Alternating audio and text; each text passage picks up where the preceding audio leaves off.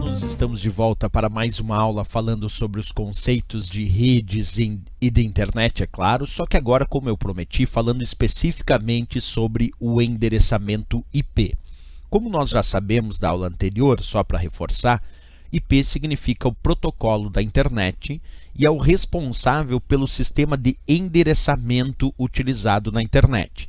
Mas o que nós vamos aprender agora, que é diferente, é identificar as versões do endereçamento IP, porque ele é o próprio endereço que identifica os computadores conectados na internet. Bem, nós temos aqui a ideia de um padrão de endereçamento IP chamado IPv4, que é o IP versão 4. Só que esse IPv4 ele entrou num estado de esgotamento. Isso quer dizer que não existem novos endereços de IP versão 4 para distribuir para os novos computadores que querem se conectar na internet, porque esgotou o IPv4. Então, é necessário transitar, é necessário a gente realizar uma transição do padrão de endereçamento IPv4 mais antigo para um novo padrão de endereçamento IP, que é o IPv6, IP versão 6, que é um IP mais moderno e que vai permitir uma quantidade muito maior de computadores conectados simultaneamente na internet. Então, inicialmente, nós temos que saber que atualmente nós usamos tanto IPv4 quanto IPv6 na internet, mas nós estamos num constante processo de migração para migrar do antigo padrão IPv4, que esgotou, para um novo padrão IPv6, ok?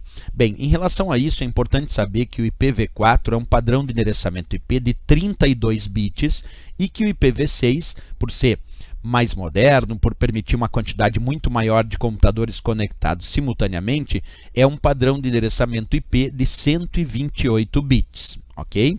Outra informação, quando a gente pega só o IPv4 é um endereçamento IP formado por 4 partes de 8 bits cada uma. Lembrando que bit é formado por 0 e 1. Então, o endereçamento IP IPv4 de 32 bits, ele é formado por 4 partes de 8 bits. E é claro que 4 multiplicado por 8 dá 32 bits. E cada 8 bits representa 1 byte. Então, em geral, em regra, as provas de concurso podem indicar que o padrão IPv4 é formado por 32 bits ou 4 bytes, porque cada grupo de 8 bits equivale a 1 byte. Então, eu tenho 4 partes de 8 bits, formando 32 bits, ou posso dizer que eu tenho 4 partes de 1 byte, formando 4 bytes. Por isso que as duas situações são corretas. Dizer que o IPv4 tem 32 bits está correto, e dizer que o IPv4 tem 4 bytes também está correto. 32 bits equivale, isto é a mesma coisa do que 4 bytes. Isso para o nosso IPv4, né? Outra coisa importante saber é que para representar esse endereçamento IPv4, nós convertemos cada grupo de 8 bits num padrão decimal. Por exemplo, nesse endereço que eu estou mostrando, aquela sequência de 8 bits equivale ao número 192 decimal.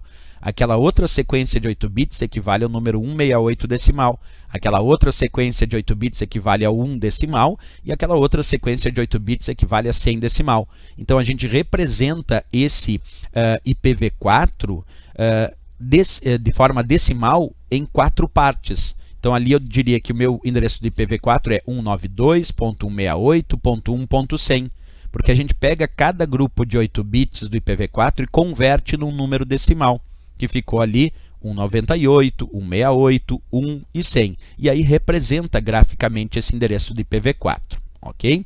Isso é uma parte, claro, mais técnica, mas é sempre importante saber. No caso do IPv6, que tem 128 bits, ele é formado por 8 partes de 16 bits, como eu estou mostrando agora para vocês. Observa comigo, ó. O IPv6, então, formado por 8 partes de 16 bits. Multiplicando 8 por 16 vai dar 128 bits. Então, o IPv6 tem um total de 128 bits porque é formado por 8 partes de 16 bits. E outra coisa interessante, essas partes, cada partezinha de 16 bits do padrão IPv6 vai ser convertido em um número hexadecimal.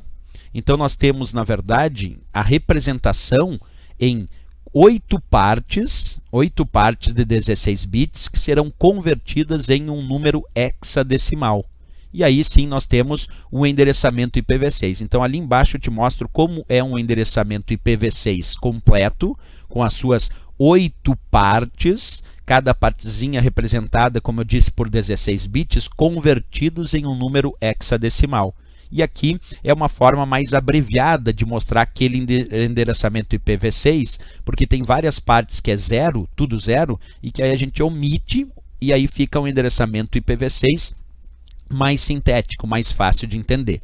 Então agora que a gente já sabe as diferenças do padrão de endereçamento IPv4 e IPv6, já estamos mais preparados na parte mais técnica, mas sempre lembrando que a parte mais relevante é saber que o IPv4 esgotou, que é antigo, e tem 32 bits, e o IPv6 é mais moderno, mais novo e tem 128 bits. E em comparação, o IPv4, que era mais antigo, e o IPv6, que é mais novo, a comparação é que atualmente os dois padrões são usados. Mas estamos aos poucos migrando do padrão IPv4 para no futuro ficar só com o padrão IPv6. Mas atualmente ainda usamos os dois padrões de endereçamento IP na internet. Isso é bem relevante aí para saber para as provas de concurso. Ok, pessoal, se gostou do nosso vídeo, não esquece, marca gostei e também se inscreve no nosso canal. Até o próximo vídeo, bons estudos!